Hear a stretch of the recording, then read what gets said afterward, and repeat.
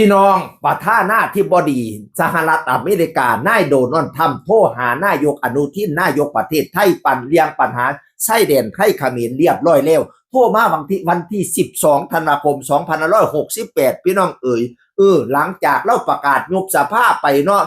ครับบางคนก็ว่าโอ้ยกำปัญหากำลังเข้ามาต้องมาหลายแบบนี้ว่านี้ปัญหาบ่พะนะบ้านะความจริงเราบอกว่าเราเป็นนายกรัฐราชการเราก็สามารถปฏิบัติหน้าที่เราสิดูแลชายแดนเขมรอย่างเต็มที่สู่รบอย่างเต็มที่กับพี่น้องชาวไทยนี่ผ่านมานะพ่อใหญ่ทำโทรมาแล้วก็ตอบดีนี่พี่น้องพ่อใหญ่ทำน่ะอยากให้เกิดสันติภาพอยากให้สงบสุขพะนะว่าน่ะให้เลิกรบกันเลิกยิงกันนายกก็เลย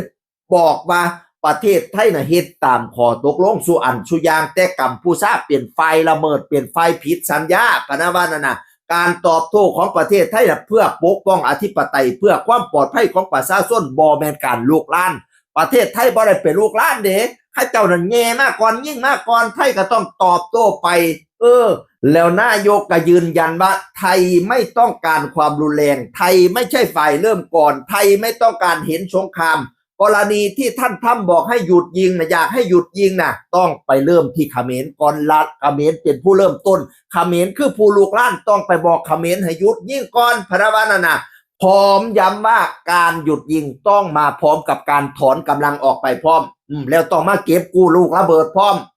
บ่แม่นว่าหยุดยิงกันจออยู่นั่นเตรียมพร้อมสิยิงทุกคณะหยุดแต่ปากนั่นน่ะแล้วก็เตรียมจอสิย่อพร้อมยิงคณะทุกคณะคันว่าหยุดยิงต้องถอนกำลังออกไปด้วยมากู้ระเบิดออกให้ด้วยพนวานะชี้ชัดว่าผู้ถูกกระทำไม่ควรเป็นฝ่ายถูกกดดันให้แก้ปัญหาไทยคือผู้ถูกกระทำซุ่มเขมรนั่นเป็นผู้กระทำมันต้องมาเขามาแก้ปัญหาเพราะเป็นมาเสียให้ผู้ถูกกระทำแก้ปัญหาตอบปัญหาได้สะใจมากเลยนายกอนุทินพี่น้องเลยสรุปแล้วถ้าจะให้หยุดยิงต้องไปบอกเขมรก่อนเขมรมันเป็นผู้เริ่มต้นแล้วให้ไม่ใช่หยุดแต่ปากต้องถอนกำลังออกไปด้วยลูกระเบิดตะกู้ออกให้เรียบร้อยด้วยสุดยอดเลยการตอบคำถามครั้งนี้พี่น้องบัดนี้นี่นายกทำกับมาโพสทั้งอันสื่อโซเชียลของเพิ่นพี่น้องเราเปิดเผยว่าพ่อใหญ่ทำน่ะเปิดเผยว่าเราได้คุยกับนายกรัฐมนตรีไทยนายอนุทินชาญวิรกุลแล้วก็ได้คุยกับนายกรัฐมนตรีเขมรนายหุ้นมาเนตพร้อมพะว่าเกี่ยวกับสถานการณ์ตึงเครียดชายแดนไทยกัมพูชาระบุว่า2ประเทศต้องการสิหยุดยิงและกลับมายึดถือข้อตกลงทางสันติภาพดังเดิมแล้วพ่อใหญ่ทำแล้วบอกว่ากรณีทหารไทยเหยียบทุ่นระเบิดถือว่าเป็นอุบัติเหตุและระบุว่าฝ่ายไทยโต้กลับอย่างรุนแรงอันนี้บ่ถูกเด้อประธานาธิบดีท่านก้าวบ่ถูกเด้อทหารไทยเหยียบทุ่นระเบิดถือว่าเป็นอุบัติเหตุมันบ่เป็นอุบัติเหตุดีมันตั้งใจมาวางไว้ดีพ่อใหญ่ทำแต่กีดทุกข่อยน่ะขึงลวดน้ำบอกเขตชายแดนมันก็มาลือลวดน้ำออกแล้วมันก็ความมาดินไทยมาฟังบ้างกับระเบิดได้ฟังดินทุกข่อยไปลาดตะเวนทหารทุกข่อยไปลาดตะเวนมันก็เหยียบแต่เนาะเฮ้ยมันไม่บ้างกระเบิดกระเบิดไปแดนทุกข่อยนั่นมันบ่เป็นอุบัติเหตุดิจะอย่าไปฟังเขมรหลายพี่น้องบอกว่าทหารไทยเหยียบทุ่นระเบิดถือว่าเป็นอุบัติเหตุและระบุว่าไทยโต้กลับอย่างรุนแรงโต้กลับรุนแรงอยู่มันบ่แม่นเหยียบกับระเบิดอย่างเดียวมันยิงก่อนพร้อมวันที่7นะเวลา 14:15 นาทีมันยิงก่อนตอนแรกมันยั่วยุทหารกัมพูชามันยั่วยุแต่ทหารไทยนี่ไม่ได้หลงกลแต่ปานนั้นมันก็เลยกระหน่ำยิงก่อนทำให้คนไทยน่ะถูกยิงที่ขานี่ไงแล้วก็ถูกยิงที่หน้าอกซ้ำหมดเลยเนี่ยใครเนี่ยแต่ว่ามันใส่เสื้อเกราะนะก็เลยไม่เป็นอะไรถ้าไม่ใส่เสื้อเกราะแล้วโอ้ยไปเข้าเฝ้ายมพิบาลแล้วทหารคนนั้นน่ะ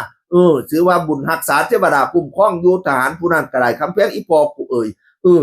แล้วพร้อมระบุว่าขณะนี้ทั้งสองประเทศพร้อมเดินหน้าไปสู่สันติภาพและความร่วมมือทางเศรษฐกิจกับสหรัฐต่อไปกล่าวว่าเป็นเกียรติที่ได้มีส่วนร่วมในการคลี่คลายสถานการณ์และขอบคุณอันวาอิบบาฮิมนายกรัฐมนตรีมาเลเซียที่ช่วยประสานงานวาสันบานะแล้วก็อยากมาให้สันติภาพนั่นล่ะอยากให้หยุดยิงนั่นล่ะแต่ว่าใครสิหยุดเจ้าต้องไปบอกเขมรก่อนเด้ออีพอมันเป็นผู้เริ่มต้นแล้วมันก็เป็นผู้ลุกลานมันเป็นผู้โตปัญหาอย่ามาบอกตู้คอย ตู้ข่อยนั่นบ่ได้ว่าต้องการสงครามอะไรทำไมเลยแล้วก็โปรดเข้าใจด้วยการเหยียบระเบิดบ่แม่นอุบัติเหตุมันมาวางให้ตู้ข่อยมันหลอกล่อให้ตู้ข่อยไปเหยียบอีพอมันข้ามแดนมันฝากอันวางไปทั้งตู้ข่อยพี่แหมเออเอเนาะเฮ้ยเขมรนี่จักมันไปชอบ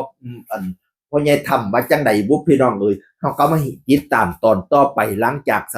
สหรัฐโทรมาคุยกับทั้งไทยและทั้งกัมพูชาแล้วสถานการณ์จะเป็นยังไงต่อไปพี่น้องเอ๋ยเสียงอื่นคนเก่าเบาสู่ฟังสวัสดีครับสวัสดีครับ